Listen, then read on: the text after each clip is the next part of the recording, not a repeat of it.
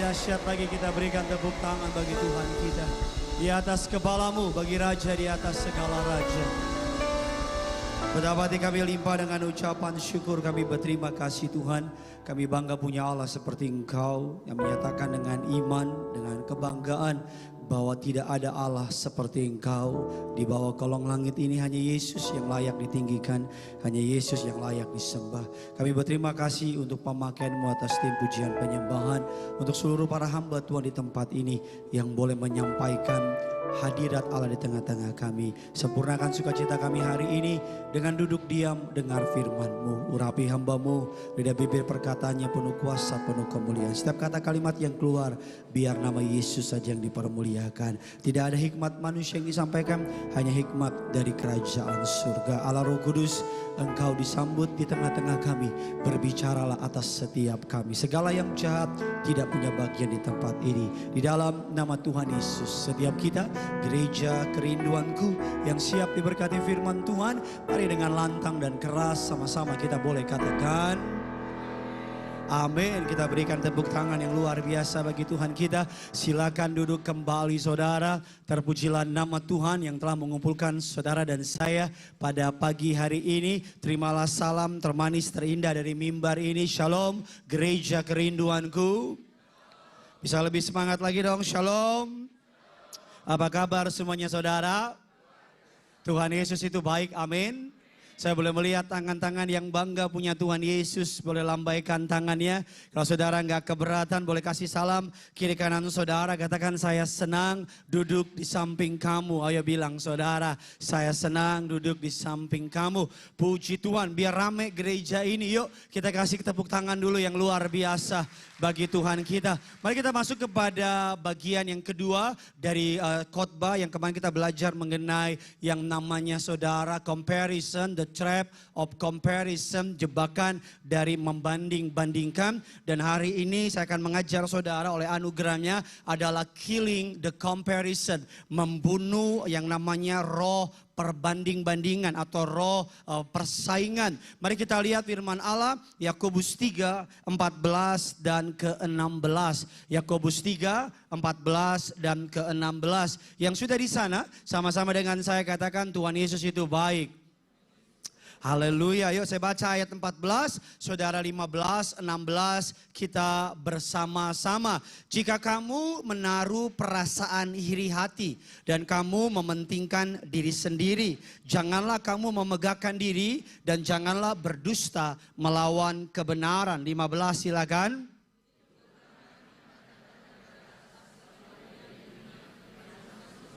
Dari apa?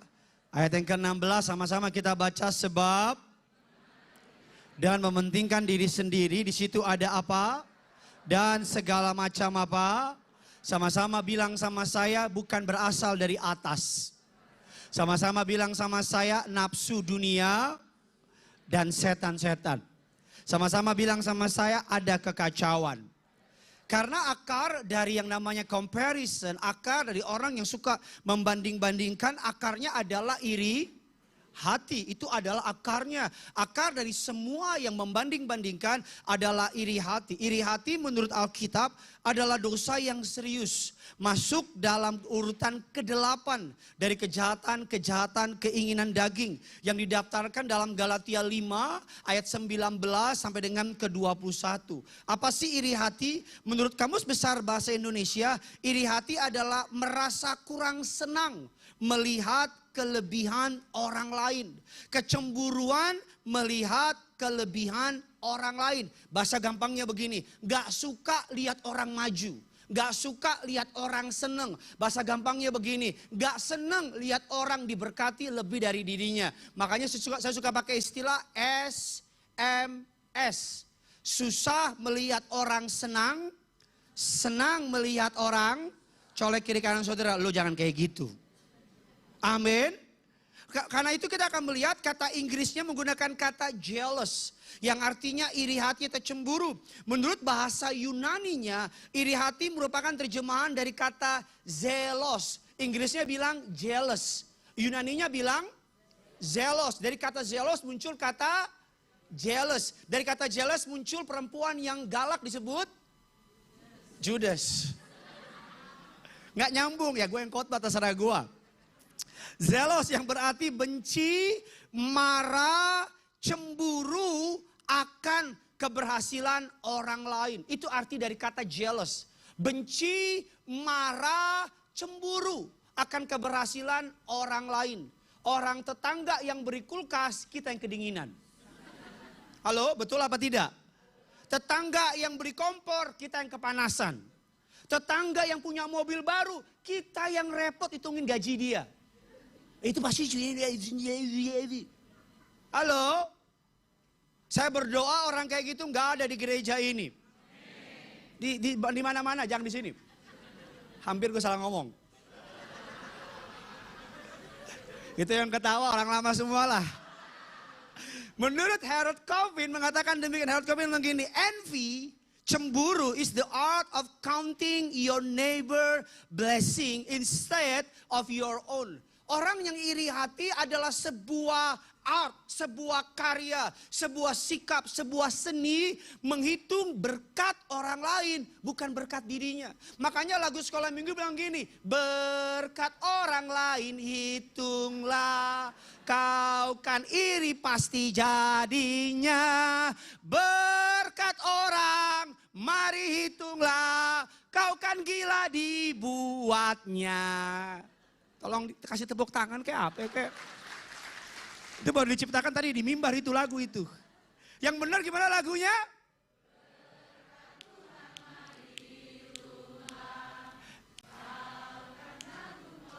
Lebih keras lagi.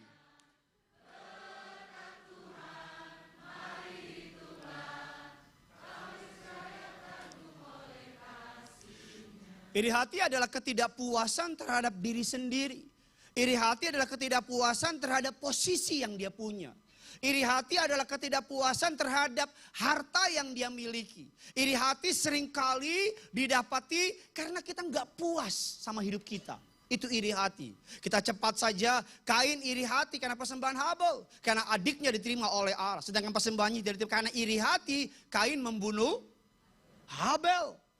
Bayangin cuma masalah Kain ribut mereka. Ada yang gak ngerti itu dia. Kok tiba-tiba jadi Kain sih nih pendeta? Memang kalau pagi-pagi belum makan gak nyambung otak memang. Saudara-saudara Yusuf iri hati. Karena kenapa? Karena Yusuf dapat jubah mahal. Yusuf dapat kain dari Kain. Yusuf dapat jubah yang mahal indah dari papanya. Siapa nama papanya? Awas saya bilang Pak Yusuf. Nama papanya siapa? Yakub. Karena iri hati Yusuf dibuang, dijual. Apalagi kalau Ari-Ari Farisi atau Daud iri hati, Saul iri hati, Lucifer iri hati menginginkan tatanya Allah. Ari Farisi iri hati kepada Tuhan Yesus sehingga mereka tidak dapat ambil bagian dari kuasa yang Yesus tawarkan. Orang tuh kalau iri hati jadinya aneh-aneh. Aneh-aneh. Sama-sama bilang sama saya, orang kalau iri hati jadinya aneh-aneh. Apa aneh-anehnya? Bisa bikin cerita yang gak ada jadi ada. Tahu dari mana? Pengalaman. Berkat orang mari hitunglah. Kayaknya lo seneng banget ya. Suatu hari ada orang Jepang mendarat di Indonesia. Dia naik taksi. Dia duduk di belakang. Ada mobil kenceng lewat. Fing! Orang Jepang nengok. Honda, made in Japan. Supir taksi orang Batak. Ih, sombong banget ya orang Jepang nih. Berapa kemudian, swing, lihat lagi. Mitsubishi, made in Japan. Sepanjang jalan, made in Japan, made in Japan. Ini orang Indonesia mikir gimana gue balas nih. Sampai di hotel, argonya 2.500.000. Dia bilang, wow, very expensive, made in Indonesia. Tuh ada yang gak ngerti lagi, dia diam. Mari kita akan belajar firman Allah 1 Samuel 18 ayat 6 dan ke-9. Bagaimana caranya membunuh yang namanya iri hati. Bagaimana caranya membunuh yang namanya comparison spirit. Roh persaingan. 1 Samuel 18 ayat yang ke-6 dan ke-9. Yuk sama-sama kita baca. 3, 2, 1, iya.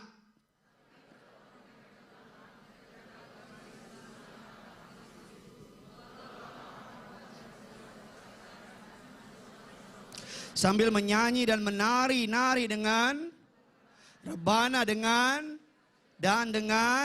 ayat yang ketujuh, dan perempuan yang berbalas-balasan katanya. Di sini nih mulai masalah nih. Memang ibu-ibu harus dijaga mulutnya, emang ibu-ibu. Ayat yang ke-8, lalu apa?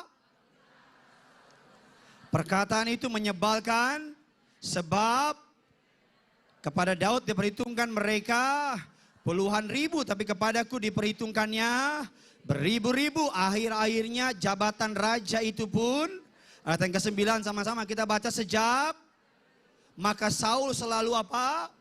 Siapa yang tahu di sini apakah Daud membenci Saul? Apakah Daud punya masalah sama Saul? Apakah Daud punya ambisi menjatuhkan Saul? No, selalu iri hati masalahnya bukan sama orang lain. Iri hati selalu masalahnya sama hati kita. Gak ada urusan sama orang lain. Orang mau buat apa kalau hatimu secure, you are secure. Orang mau berhasil. Orang kalau perlu naik sampai Monas. Kalau engkau tahu panggilanmu, kau biasa aja. Tapi yang repot, orang baru naik satu lantai aja. Tapi kalau hatimu gak benar, hancur. Makanya kita akan belajar hari bagaimana caranya kita bebas dari roh persaingan. Minggu lalu saya bilang, Daud dan Saul, mereka sama-sama di tim yang sama. Punya musuh yang sama. Punya Tuhan yang sama. Punya misi yang sama. Tetapi karena iri hati, mereka menjadi musuh. Padahal Daud biasa aja sama dia. Selalu orang yang iri hati punya masalah sama yang diiriin. Yang diiriin biasanya nggak ngerti apa-apa. Contohnya saya. Ini muji diri sendiri lah. Mari kita akan belajar bagaimana kita bebas dari roh persaingan. Bagaimana membunuh the comparison. Gereja kerinduanku, are you ready to be blessed? Ini sekali-sekali bahasa Inggris nih. Saudara siap diberkati? Coba boleh lambaikan tangan saudara. Yuk kasih tepuk tangan dulu yang luar biasa. Yang pertama mari kita belajar teologi lebih dalam. Yang pertama catatan saudara. Bagaimana bebas dari yang namanya persaingan. Bagaimana killing the comparison. Ini kesukaan saya yang pertama. No man is a threat to God purpose to your life. Untuk bisa bebas dari roh persaingan, ingat perkataan ini. Bahwa tidak ada satupun manusia di muka bumi ini yang menjadi ancaman atas panggilan Tuhan dalam hidup saudara. Jadi saudara berada dalam pertarungan yang berbeda. Kalau Tuhan pilih saudara, udah langkah aja, jalan aja. Karena tidak ada yang dapat menggagalkan panggilan Tuhan dalam hidup saudara, kecuali diri saudara sendiri. Tepuk tangannya bisa lebih hebat dari ini. No man is a threat. Kalau Tuhan pilih saudara, kalau Tuhan panggil saudara, kalau Tuhan berkenan sama saudara, selalu ancamannya bukan dari luar, tapi dari dirimu sendiri. No man is a threat to God's purpose in our life, dalam hidup kita. Mari kita akan melihat kebenaran firman Allah. 1 Samuel 8 ayat yang ke-19 dan ke-20. Ketika mulai membanding-bandingkan apa yang terjadi. Bangsa Israel, Tuhan mau menjadi raja atas mereka. Tapi Alkitab mengatakan, mari kita lihat. 3, 2, ya. Tetapi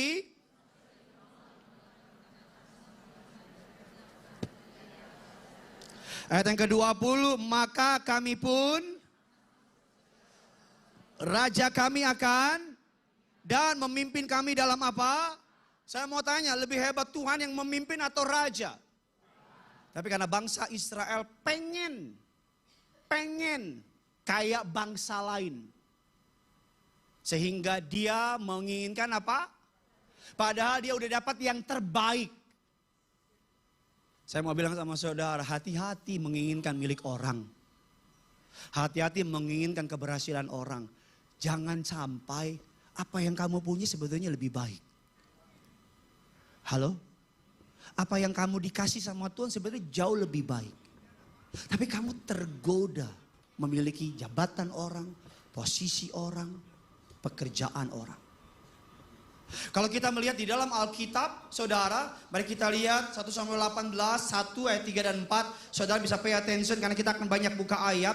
Mari kita akan melihat firman Allah ayat yang pertama, ketiga dan keempat. Ketika Daud Berpadulah dengan jiwa. Yonatan mengasihi dia seperti apa? Ayat yang ketiga, Yonatan mengikat karena ia apa? Seperti dirinya. Ayat yang keempat, kasih keras suaramu Yonatan. Juga baju perangnya sampai panahnya dan saya bisa lihat ke depan. Saul melihat Daud sebagai ancaman. Tetapi anaknya Yonatan melihat Daud sebagai brother. Bisa lihat gak perbedaannya? Kalau mau iri, kalau mau takut, kalau mau insecure, harusnya Yonatan paling insecure. Bisa tahu Yonatan kan? Bukan Yonatan Sihite. Yonatan ini panglima, pangeran, penerus dari raja. Yonatan ini anak pertama. Yonatan itu first line dalam kerajaannya Israel. Kalau Saul mati, maka Yonatan yang jadi. Tapi bisa lihat saya ke depan. Saul masih menjabat. Dia lihat Daud, ketakutan. Tapi anaknya yang harusnya menjadi the next king of Israel, melihat Daud, justru mengasihi Daud. Dalam hidup ini Saul bisa mau pilih, mau jadi Saul atau mau jadi Yonatan. Di sini kau bilang Yonatan kan? Tapi kenyataan ketika kau lihat orang maju, di situ mulai muncul jiwa Saulmu. Dahulu Saul sayang sama Daud. Betul apa tidak? Saya buktikan sama saudara ayat, ya kita akan belajar lebih lagi. Dahulu Saul sayang banget sama Daud. Mari kita lihat 1 Samuel 16 ayat 21 dan ke-22. Yuk kita baca. 3, 2, ya. Saul sangat dan ia menjadi apa? Ayat yang ke-22 lebih keras lagi. Sebab itu Saul menyuruh orang, biarlah Daud tetap menjadi pelayanku sebab aku apa? Bahasa Inggrisnya bilang bahwa Saul deeply in love with Daud. Saul itu cinta sama Daud. Saul itu sayang sama Daud. Tapi ketika Daud dari yang bisa memberikan sesuatu kepada dia, Daud yang tadinya berguna kepada dia, Daud yang tadinya memberikan banyak kemenangan, Daud berubah menjadi ancaman. Ada orang sayang sama saudara selama saudara menguntungkan sama dia. Ada orang bela saudara selama saudara menguntungkan, mendatangkan untung. Selama saudara bukan ancaman. Ketika saudara dilihat sebagai ancaman, sayang itu bisa berubah jadi benci. Ini kayaknya saudara ada penolakan dalam hati saudara ini. Ada orang yang sama kita sayangnya bukan karena sayang sama kita. Dia sayang sama talenta kita. Bukan sayang sama jiwa kita. Makanya ketika talenta kita tidak lagi menguntungkan dia, disikat. Berbeda dengan Yonatan. Yonatan mengasihi Daud lebih dari talentanya Daud. Saudara mungkin berpikir Yonatan ini anak mami. Mari kita lihat perbandingan antara Daud dan Yonatan. Bahwa Daud anak gembala, Yonatan anak raja. Daud tidak berpengalaman dalam militer. Sedangkan Yonatan very experienced, sangat berpengalaman dalam militer. Alkitab mengatakan kalau saudara mempelajari beberapa histori, beberapa sejarawan mencatat bahwa usia Yonatan 20 tahun lebih tua dari Daud. Daud waktu ketika mengalahkan Goliat, Alkitab mengatakan kemerah-merahan. Beberapa orang bilang 17-16 tahun. Ketika Daud bertemu dengan Yonatan usia kurang lebih 20. Dan Yonatan usia kurang lebih 40. Daud jauh tidak berpengalaman. Yonatan sangat berpengalaman. Daud anak domba, Yonatan anak raja. Daud tidak pernah memenangkan peperangan. Yonatan berkali-kali memenangkan peperangan. Mari kita lihat ayat yang mencatat betapa keberanian dari Yonatan. 1 Samuel 14. Ayatnya yang ke-6. Yuk sama-sama kita baca gereja Tuhan. 3, 2, ya.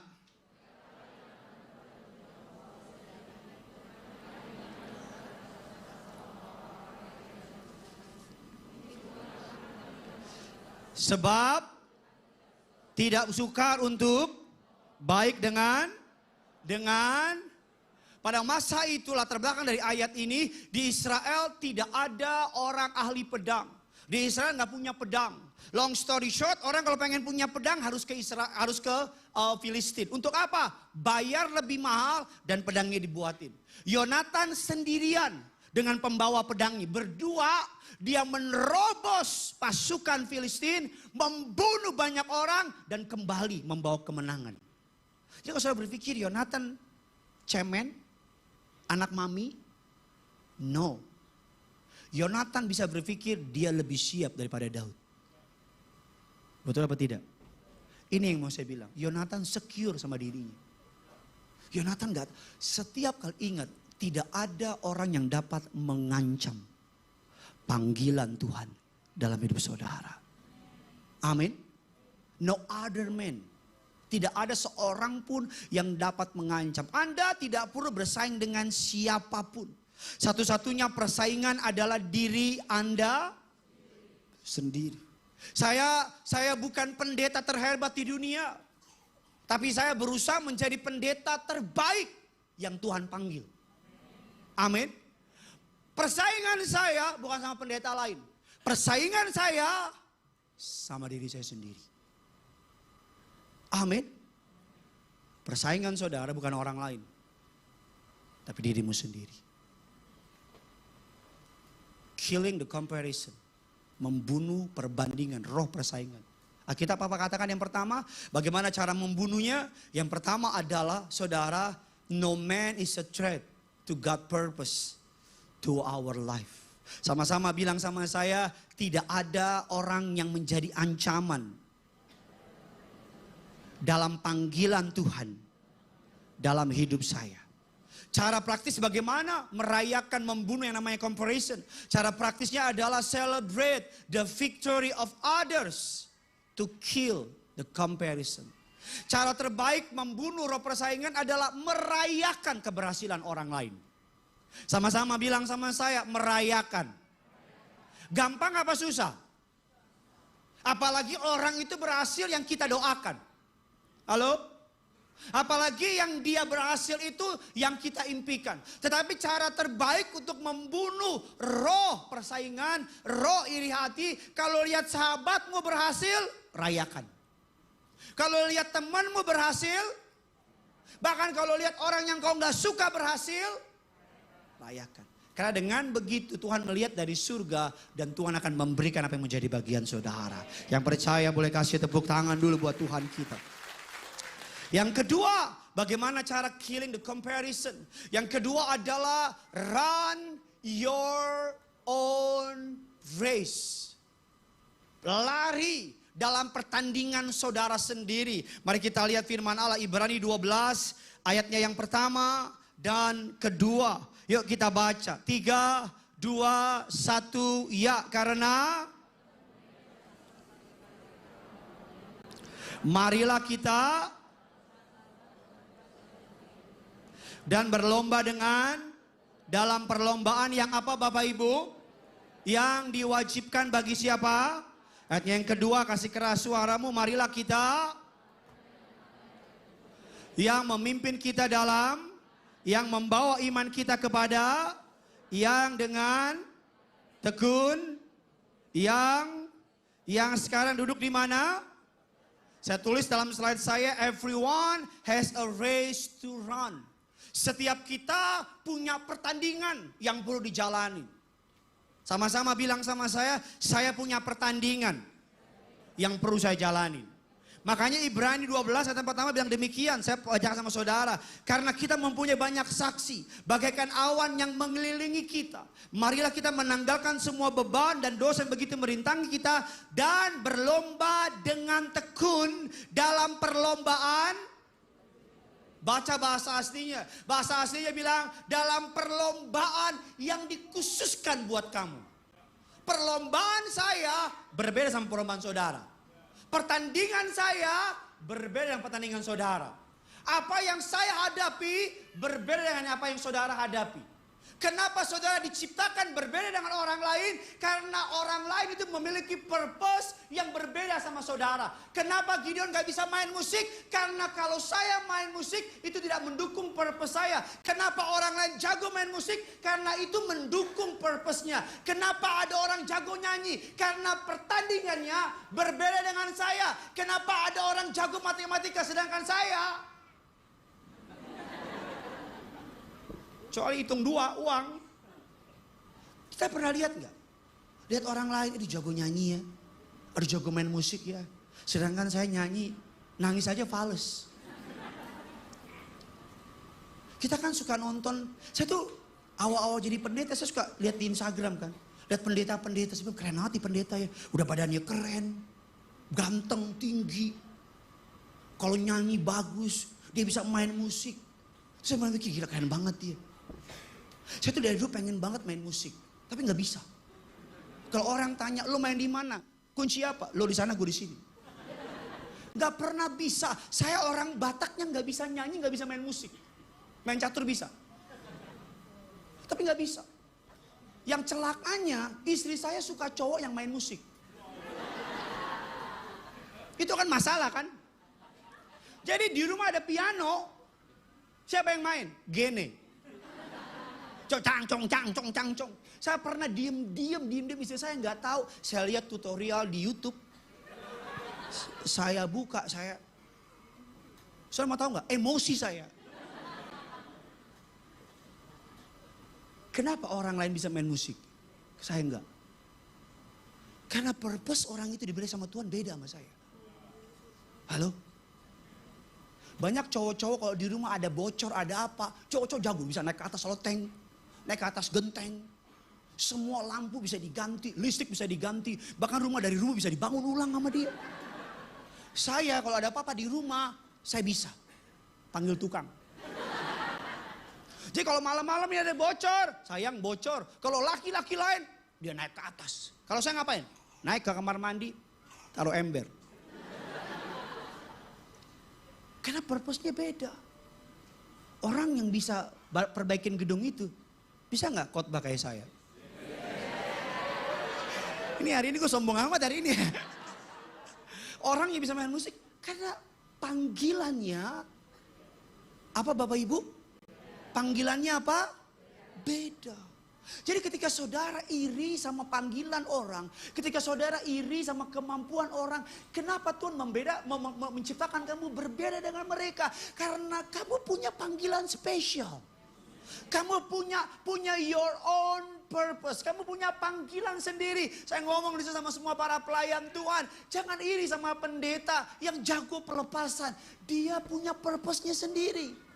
Jangan iri sama pendeta yang jago nyanyi. Dia punya purpose-nya sendiri. Jangan iri sama pendeta yang jago bahasa asli. Dia punya purpose-nya sendiri. Kamu punya pertandingan sendiri. Masing-masing ada jiwa sendiri yang Tuhan khususkan untuk orang itu. Layani. Tepuk tangannya harusnya lebih hebat dari itu.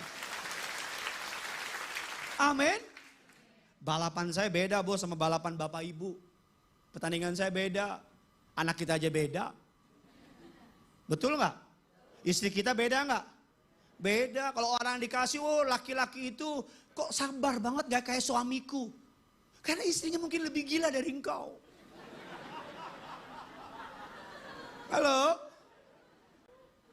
Oh kok istrinya itu, kok perempuannya, istrinya aduh cantik banget. Karena mungkin suaminya matanya.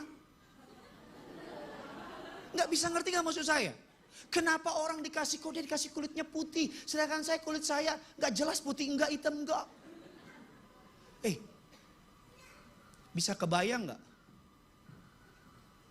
Kalau iPhone saya iri sama tumbler saya. Kita bilang apa? Lu tuh gila ya? Lu diciptakan dengan purpose masing-masing. Secanggih-canggihnya tumbler gak bisa dipakai buat nelpon. Secanggih-canggihnya iPhone gak bisa dipakai buat minum. Bisa bayangin gak? Kalau keyboard iri sama drum. Ya tapi keyboard ada drum juga sih. Salah perumpamaan. Bisa bayangin gak ikan iri sama, tolong bantu dong, burung. Pak Widodo, ikan iri sama burung, ikan bilang gila, kok dia bisa terbang, gue gak bisa. Terus kata Tuhan bilang gini, kalau gue kasih lo sayap, lo mau ngapain di laut Bambang? Percuma tuh sayap, halo? Kalau burung bilang gila ya ikan ya, dia bisa berenang, gue gak bisa. Tuhan bilang, kalau gue kasih lo insang, lo mau hidup apa? Saudara bisa ngerti gak maksud saya? Pertandingan saya beda sama saudara. Bahkan gak usah saudara, pertandinganmu dengan saudara kembarmu aja beda.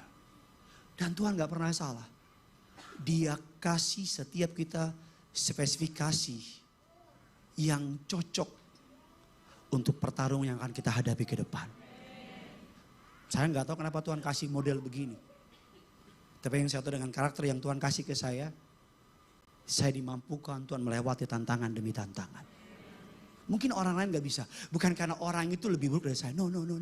Karena dia tidak dipanggil seperti saya dipanggil. Mantap, makasih Bu. Amin. Jadi panggilan kita berbeda. Saudara tahu gak kalau Saul itu gagah? Tinggi, Alkitab bilang tingginya setengah dari kepala dari seluruh orang Israel. Saudara bisa bayangin gak? Kalau Daud itu apa? Pendek, Alkitab menyebut 170. Lebih tinggi saya 173. Jadi kalau saya ketemu Daud, pendek. Belagu lu. Bisa bayangin gak kalau Daud iri hati sama Saul? Halo? Lu bisa bayangin gak? Gue khotbah bagus-bagus, lo diem semua, bisa bayangin gak? Bisa dong, tolong dibantu lah. Gak bisa bayangin gak? Daud yang diurapi Tuhan, yang dipakai Tuhan, mighty man of God, the man after my own heart, yang Tuhan urapan Allah turun atas dia. And suatu hari Daud liatin Saul. Terus Daud bilang gini, gila Saul, tinggi, ganteng, alisnya nyambung sampai bawah. Gila Saul kalau nyanyi keren. Terus Daud mulai ngerasa, ya gue mah sampah dibanding Saul. Dan iblis mulai ngomong, emang lo sampah yo. Sampah. Tapi saya suka banget Daud. Daud gak pernah iri hati sama Saul. Karena Daud tahu, Daud dikasih pendek karena Tuhan tahu lawannya Goliat. Biar kalau menang keren ceritanya. Gak, bisa nangkap gak sih maksud saya sih? Harus bisa nangkap gak? Daud dikasih pendek tapi dikasih kelebihan apa? Jago nyanyi. Dia main, engkau gembala yang baik. Saul dikasih tinggi, gak bisa main musik. Tapi Pak ada Pak teman saya tinggi, ganteng, bisa main musik, rajin menabung, suka menolong. Saya jamin pasti udah mati dia. Nobody's perfect. Gak ada orang yang diciptakan Tuhan the whole packet. Gak ada. Gak ada. Kelihatannya aja sempurna. Kau kenal dia lebih dalam, hancur. Betul. Gak ada orang, saya pernah ketemu orang, tim saya saksinya, dari jauh keren. Naik mobil 2 pintu, ini benar-benar 2 pintu. Bukan keluar dari bawah lagi. Dia duduk, dia punya kartu kredit. Ini nih, dari sini sampai Tambun. Double degree lulusan luar negeri. Saya aja pendeta yang konsen sama dia. Saya bilang, gila. Punya masalah apa nih orang? Pas kaget.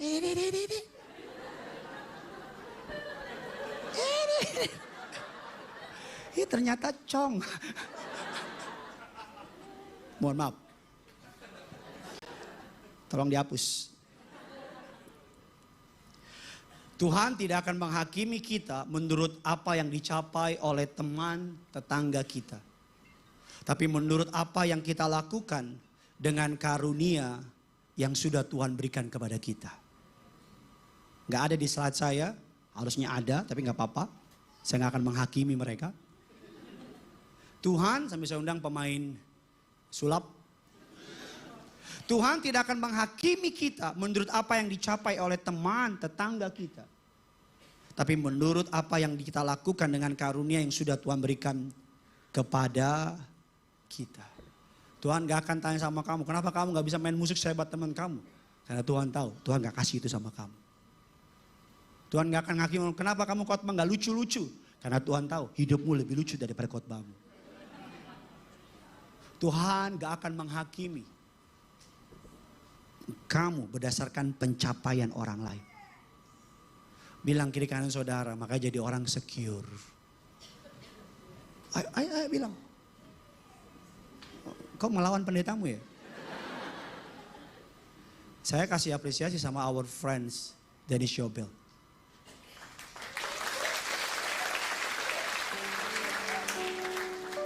Dalam kacamata manusia mungkin kekurangan, tapi lihat Tuhan kasih kelebihan. Baru gitu aja kan, kita udah mau nangis kan. Dia baru teng neng neng neng. Teng neng neng neng. Teng neng neng neng. Aku teng neng neng neng neng neng. Kelebihan. So what? Saya tulis dalam slide saya, dalam hidup ini ada orang yang lebih dan ada orang yang kurang. Dari orang yang lebih kita dapat belajar dari kelebihannya. Dari orang yang kurang kita dapat membantu dan menjadi berkat bagi kekurangannya serta belajar apa? Darinya. Masing-masing karunia orang beda. Karena Tuhan panggil kita berbeda. Tuhan panggil Gideon beda. Pak, Bu, istri saya itu jago banget yang namanya sejarah. Jago banget. Jago banget. Saya nyiapin khotbah hari-hari ini, bahasa Inggrisnya saya tanya istri saya, is it right or not? Oh, kamu kurang ini, kurang ini. Saya kadang-kadang sebel. Tapi daripada gue malu di mimbar. Dia kalau soal histori, soal fakta, soal cek semua dia jagonya. Dia tahu tuh di otak kita tuh ada berapa ininya. Dia tahu jarak otak, dia tahu, dia ngerti. Panggilannya untuk support saya. Makanya Tuhan kasih lebih dalam hal itu. Dia mau, sayang aku mau ambil S2, mau ambil sekolah teologi atau psikologi anak. Saya bilang teologi ya. Ngapain psikologi anak? Udah punya anak ngapain diurusin? Pak, tapi kan aku suka amin. Ya udah ambil dua-duanya. Tapi capek teologi ya. Tapi ya udah ambil anak. Tapi aku udah mulai khotbah. Kan aku udah bilang dari awal. Kenapa saya dikasih hati sabar? Karena model kayak gitu. Tuhan tahu tantangan yang saya hadapi. Nggak bener gak? Tuhan kasih mama saya sabar banget. Anaknya tuh 6. Macam-macam karakter. Beda. 6. Anak saya 2 di mobil, dua-duanya teriak. Saya mau berhenti di pinggir tol. Saya mau, ada mau anak kan nih? Kau 2 di mobil teriak, papa. Saya bilang, aku bukan papamu. Cari papa lain. Makanya, gini. Kalau kita ngerti we are created differently. Kita diciptakan berbeda untuk a unique purpose. Cuman Gideon yang bisa jadi Gideon. Bisa bayangin gak kalau Yohanes pengen jadi Petrus? Halo? Bisa bayangin gak Petrus pengen kayak Stefanus? Kan gak jelas itu rasul kan? Tapi mereka secure sama panggilan mereka. Saya kalau lihat pendeta-pendeta gede, saya lihat, saya curi ilmunya. Dulu saya pengen jadi kayak mereka, tapi sekarang no. Karena saya tahu yang bisa jadi mereka cuman mereka. Sehebat-hebatnya saya tiru mereka, tetap mereka yang asli. Orang mau tiru Gideon, silakan. Tapi cuman Gideon yang bisa jadi Gideon. Gak ada yang lain. Amin. Embrace, peluk. Yang ketiga, yang terakhir. Ini kesukaan saya kedua. Stop comparing your calling. Berhenti membandingkan panggilanmu. You are perfectly created by God to fulfill God purpose for you. Alkitab katakan dalam Efesus 2 ayat yang ke-10, karena kita ini buatan Allah, diciptakan dalam Kristus Yesus untuk melakukan pekerjaan baik yang dipersiapkan Allah sebelumnya. Ia mau supaya kita apa? Terjemahan aslinya buatan Allah menggunakan kalimat masterpiece. Dalam terjemahan Yunaninya menggunakan kata poema. Dalam Latinnya poema. Apa sih artinya masterpiece? Specially create. Kalau bahasa gampangnya specially made. Gampangnya begini. Seperti seseorang penjahit yang menciptakan jas khusus buat orang itu. Specially made. Apa maksudnya? Hanya jas ini cuma bisa dipakai saya. Bisa gak dipakai oleh Pendeta Binsar? Bisa. Lucu jadinya, ngantung. Bisa gak dipakai sama Pendeta Indra? Dari badannya kita tahu gak bisa. Tapi kalau dia mau paksa, lucu apa enggak? Atau contoh deh, Pastor Indra, boleh?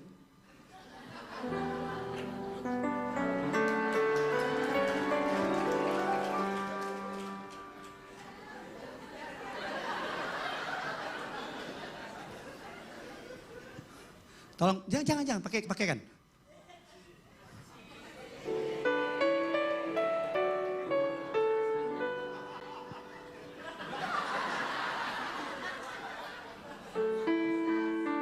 Bisa nggak?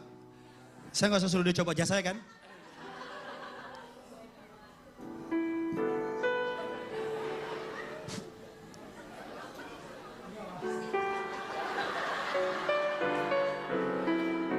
Boleh ngadep kamera bro? Beda Pastor Indah kalau khotbah very good. Tapi tetap saya lebih bagus. See? Beda. Saya kalau jalan-jalan kemana begini, orang ketawain saya. Saya bilang, enggak jas gue. Orang bilang, lu gila.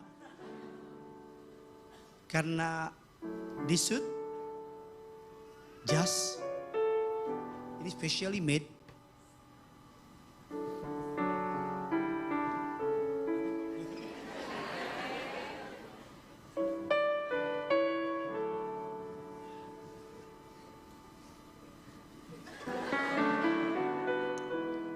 Boleh bro.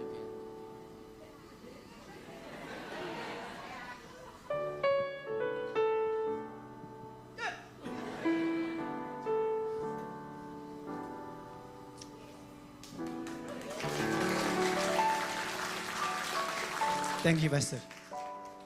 We are different. Our calling juga different. Istrinya Indra namanya Angelita Manopo. Istri namanya Amanda Zevanya. Istrinya Indra punya keunikan sendiri yang hanya Indra bisa handle. Kalau saya jadi istrinya mungkin saya juga gila. Atau sebaliknya. Kenapa? Karena our calling is different. Panggilan kita. Itu siapa yang bikin jam bangun tidur itu? Tolong aja bikin gue kaget lah. Jam doa. Our calling apa? Bilang kiri kanan saudara, jangan iri. Panggilan kita beda. Yuk kasih tepuk tangan dulu yang luar biasa. Makanya ada sebuah tulisan di bus-bus. Saudara, busnya di Amerika sih, di sini nggak ada. Atau sebuah tulisan, I know I am somebody because God don't make no junk. Saya tahu saya seseorang. Karena Tuhan gak pernah menciptakan sampah. Your birth is an evidence that your purpose is necessary. Kelahiran Anda adalah bukti bahwa tujuan dan kemampuan Anda diperlukan. Comparison is the enemy of calling. Perbandingan adalah musuh dalam membandingkan panggilan kita. Satu ayat terakhir. Yohanes 1, 19-20. Sudah diberkati, amin. Yuk sama-sama kita baca. 3, 2, ya.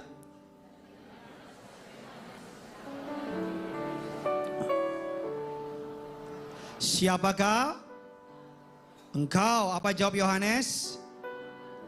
Katanya apa? Katanya apa? Bisa lihat nggak secure-nya Yohanes Pembaptis? Banyak orang bilang sama dia, ayo Mesaya, apakah kamu Mesias? Bisa nggak dia merasa, jangan-jangan aku Mesias kali? Nggak betul apa nggak? Tapi dia bilang apa? Alkitab bilang dia mengaku dan tidak berdusta.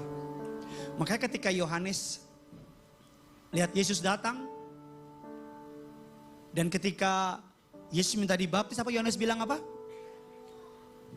Aku yang harus dibaptis sama kamu. Tapi lihat, Yesus juga tahu panggilannya. Amin. Yesus bilang apa? Agar genaplah apa kata firman. Masing-masing tahu Tuhan panggil mereka buat apa. Makanya harusnya gereja, hamba Tuhan, malu ribut. Gak ada persaingan di rumah Tuhan. Gak ada. Karena harusnya para hamba Tuhan men-celebrate kelebihan masing-masing. Amin. Saya menghormati pendeta-pendeta yang mungkin kekuatannya di pelepasan. Tuhan jangan paksa mereka untuk suruh khotbah seperti saya. Karena panggilannya beda sama saya. Mungkin jemaat yang dipercayakan Tuhan kepada dia banyak terikat. Saya bisa nggak pelepasan? Oleh anugerahnya Tuhan kasih karunia itu pelepasan buat saya.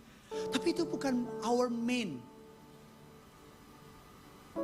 Kalau memang diperlukan saya tumpang tangan orang, orang sering jatuh. Tapi lebih sering mana yang nggak jatuh? Lebih sering nggak jatuh. Dan saya nggak pernah, mohon maaf, saya nggak pernah paksain orang di sini, saya dorong kepalanya. Jatuh kok setan. Tapi saya punya teman saya di samping, dia baru begini, dia basah, langsung orang jatuh, tak. Dari ini yang antri saya di sini, pindah ke sini. Nggak, saya ngalamin itu, saya lihat itu. Berapa kali diundang ke gereja-gereja lain, Pak Pendeta altar call, oke altar call, saya maju, set. Saya yang khotbah loh. Orang maju saya doain, set. Pendetanya turun. Oke, dalam nama Yesus, orang jatuh, tak. Dalam Yesus, tak jatuh. Saya doain. Dia jatuh 1 kali doain 10 orang. Saya 10 orang gak jatuh-jatuh. Tapi saya tahu gitu. Talenta kami beda. Memang itu panggilannya dia. Panggilan saya ya ini. Ini Gideon. Kalau saudara butuh pendeta yang pelepasan, cari yang bisa pelepasan. Masing-masing. Makanya lucu kalau ada gereja atau pendeta yang lihat pendeta lain karena beda di sesuatu. Oh ngaco tuh. Saya berdoa di gereja ini gak ada. Amin. Karena itu saya dorong saudara untuk datang ke cabang jadwal yang lain. Nanti jam 12 teman saya Pastor Graneda. Hebat. Dia belum naik aja. Belum datang jemaat. Bayangin dia udah naik. Pasti jemaatnya datang. Pastor Graneda kalau khotbah keren. Mirip kayak siapa? Kayak saya. Bagus. Pastor tadi Indra, kalau dia khotbah ampun. Saya nonton sendiri aja ampun pokoknya deh. Amin. Apalagi istri saya khotbah, dia bilang gini sama saya. Beb, aku tuh gak bisa ngelucu kayak kamu. Saya bilang, jangan lakuin. Gideon sama jemaatnya udah ngerti. Saya baru gini aja udah ketawa dia. Karena kita udah satu hati. Ya udah kalau lo gak suka gue ganti lah. Kita udah bener gak? Kita beda. Saudara udah kenal saya udah kenal saudara. Jadi udah ngerti. Kita udah tahu aturan mainnya. Pasti Gideon mau kemari nih. Iya kan kau tahu kan? Oh, masih kesini nih, masih kesini. Istri saya Amanda beda. Aku tuh sukanya gali ayat. Silakan gali ayat. Asal jangan gali kesalahan saya. Gali ayat terus aja udah. Amin. Siapa yang diberkati oleh firman Tuhan hari ini? Kita berikan tepuk tangan yang luar biasa. Mari sama-sama kita datang sama Tuhan, kita bangkit berdiri. Haleluya.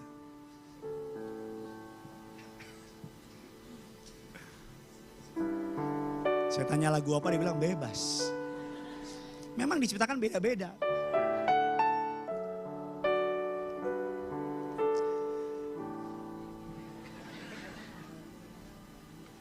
Mari kita datang. Salam kiri kanan saudara, katakan secure dalam panggilanmu kepada Tuhan. Haleluya. Tuhan, ku mau menyenangkanmu. Mari sama-sama angkat lagu ini. Tuhan, ku mau menyenangkanmu.